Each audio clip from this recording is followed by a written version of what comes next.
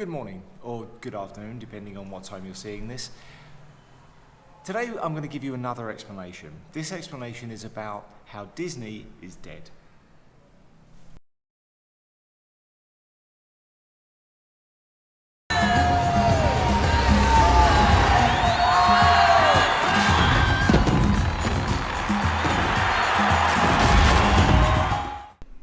In 1977, George Lucas made the first Star Wars film. It changed cinema forever, but most of you probably aren't fans of it.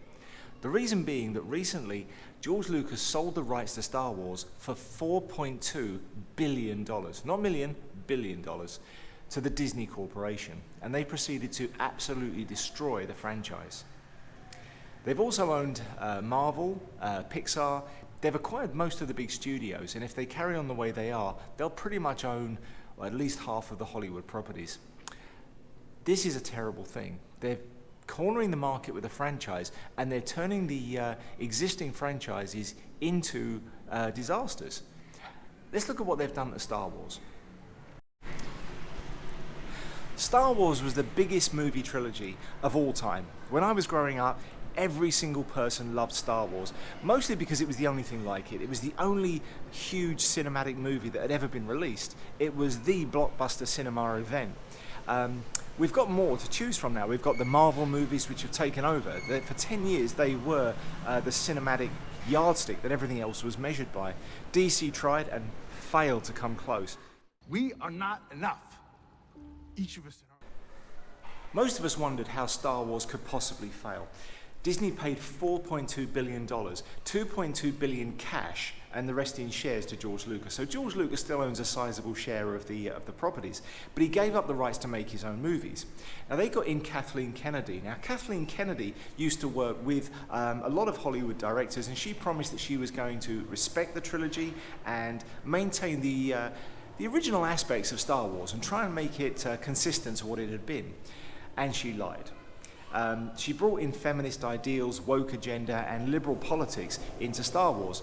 The first movie didn't really work, but most people gave it a pass. It retold the original trilogy. We replaced Luke Skywalker, a male figure, with Rey, a female character, and the villain was watered down and taken from being an imposing, huge man into an emo child who had tantrums all the way through the movie. Now, most of us looked at it and thought, okay, it's not terrible. The special effects were pretty good. It didn't really feel like Star Wars, but it did the job. The second movie came along and absolutely destroyed any good faith they'd ever established with the first film. Now, I can't tell you what the third film was like because I flat refused to watch it. I'm just not watching that crap. They've destroyed Star Wars. The next movie, Solo, which nobody wanted, a prequel that nobody asked for, actually lost money at the cinema. So in a matter of a few years, they've turned a $4.2 billion franchise into nothing. And they've done it by promoting the woke agenda. Now that woke agenda has killed them. It's killed Hollywood, it's killed Disney, and it's killed all the franchises that it's touched. The main problem that Disney and Hollywood in general has is that technology has changed. Right now in my hand I'm holding a HD camera that's capable of taking video that's so good that my laptop can't process it. And this thing is less than what? An inch and a half of electronics. The battery takes up most of the space inside the camera body. And even this is old technology. This has been replaced by the iPhone 12, which can now take superior movies to this HD camera. I can buy a camera that would take a cinematic movie for less than $500, and that has changed the world of cinema forever. Now yesterday we looked at a couple of movies. We looked at a couple of small independent art house movies. Now they used to be terrible. Art house movies used to be all style, no substance. They used to be poorly written, and they used to be confusingly awful. People talk about Netflix, but Netflix is also a part of the problem. Now, the problem with Netflix is the same as the BBC model of television production. Now, the BBC, British Broadcasting Corporation of England, have a unique way of funding their productions. And what they do is they basically tax the entire population of England, and they use that money to produce anything they want. They have no interest in serving the public interest, none at all. They can make anything that they like because they're getting their money for free, and they're never being held accountable for it. That's devastating in terms of media production. Netflix is now going the same way. Let me explain. Netflix in America costs about $20 per month to sign up to, and there's a regular ongoing cost.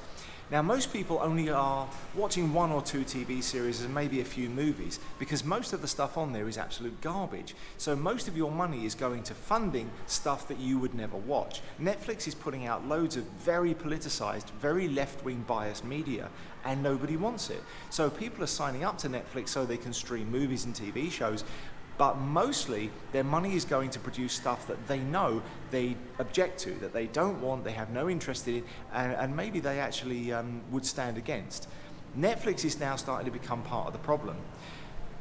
Actors, directors, and movie professionals are now starting to look at a different way of presenting media to the public. We want to cut out the Netflix streaming services. We want to cut out all of these things. We want to get the production into the hands of the audience and have the audience only pay for what they really watch. Now, this could be done by charging people a few cents for every movie they stream, or it could be done by selecting groups of things and omitting others. But people don't want to pay for things that go against their interests, and some movie makers and some media people are now starting to realize that they've got to work harder, they've got to work smarter, and they've got to work better. This is causing a major shift in Hollywood. This is causing a major shift in media around the world. Now, media's got to serve public interest. It's got to be artistic, it's got to be intelligent, it's got to be smartly written, it's got to make something that the audience actually wants to see. Now, when we look at these short videos on YouTube, we can see that quality is now more about content than it is about production values.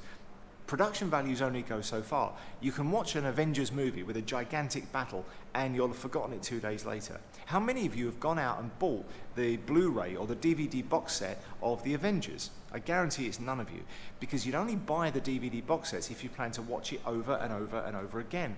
But these big budget movies, they don't support that. Nobody wants to watch them over and over again because there's no original, new, intelligent, or interesting ideas. We need to be stimulated intellectually if we're going to do things over and over again.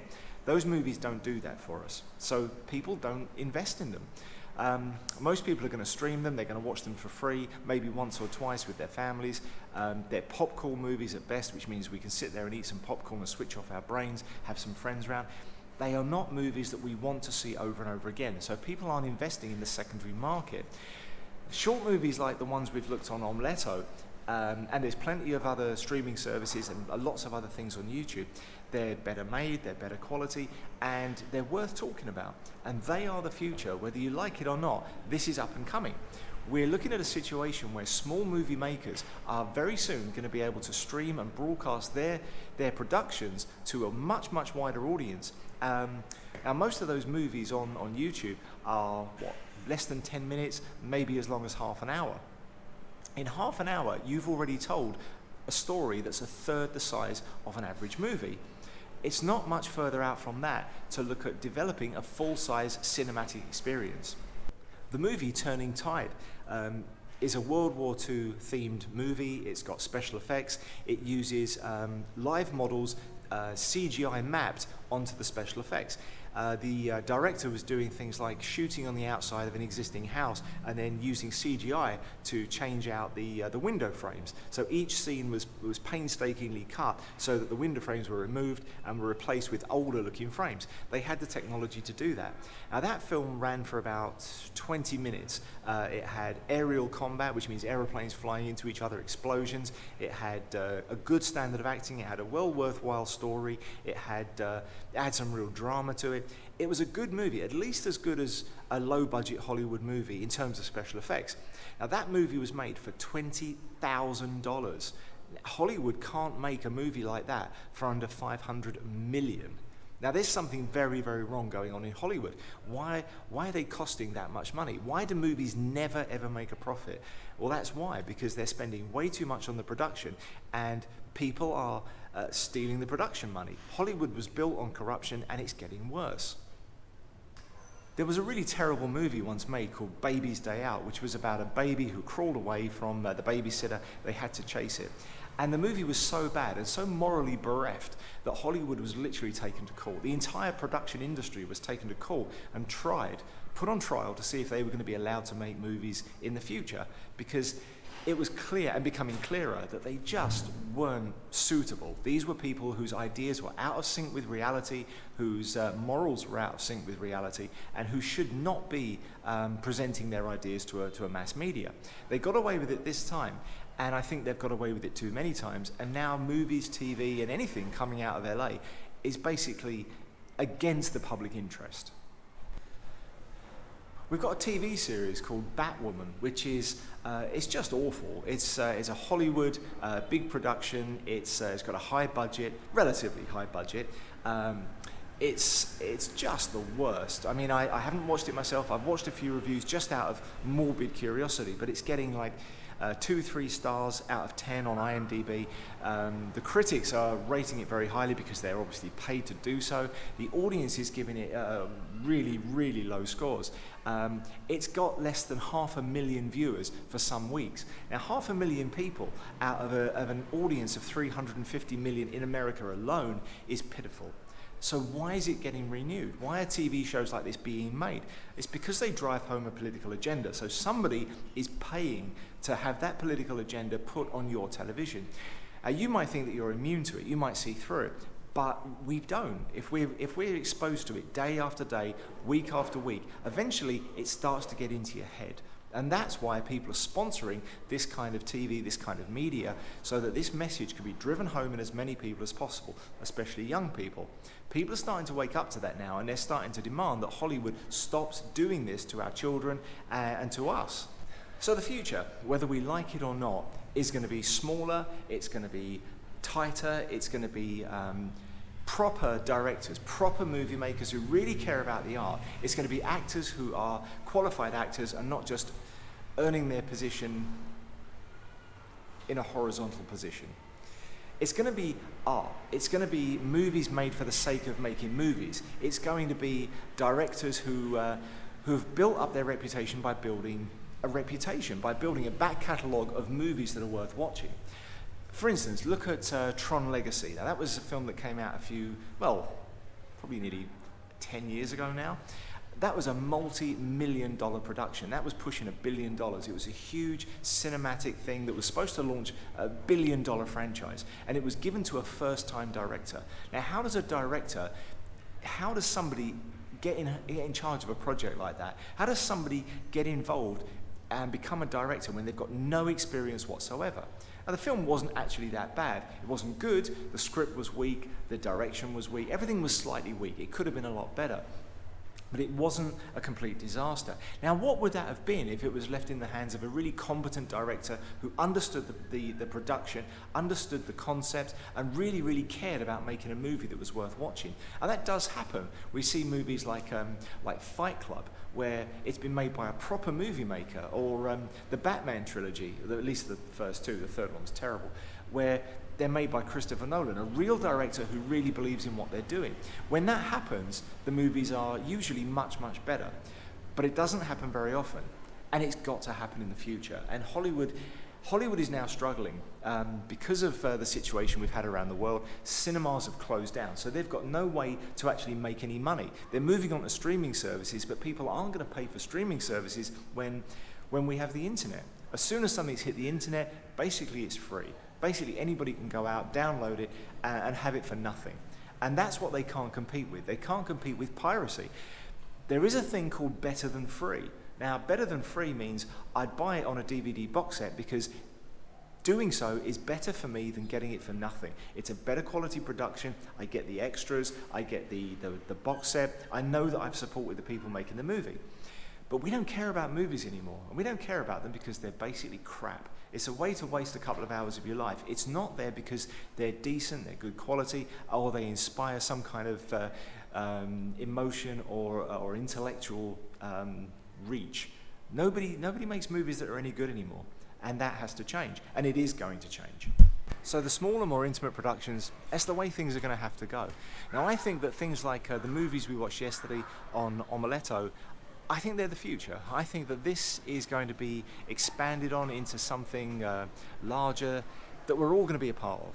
I think that by the time you leave school, there's going to be new streaming services in place, which are going to be subscription, where you'll be able to maybe buy a subscription and watch 100 movies in a month. But you'll only watch the ones you want, and you'll only be paying to support the ones that are worth supporting. Or you'll just pay as you go, a pay-as-you-go movie service or TV service where you'll be just paying for the ones that are worth watching. And I think this is going to be happening. I think it's going to be more common, and I think it's going to be coming around very soon. So today, we're going to watch one more movie, and I want you to write a review of it. So you're going to watch it, you're going to pay attention, you're going to think about the themes. So I'm going to choose a movie for you, we're going to watch it together, and then there's going to be a question at the end where you write me a short review.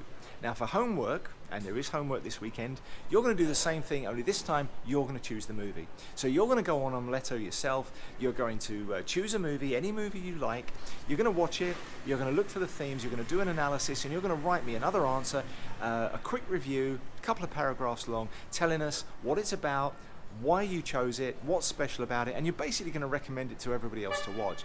So you're going to see for yourselves what a good, gifted filmmaker is actually capable of. And I think you're going to be pleasantly surprised when you try and compare it to Hollywood cinematic movies.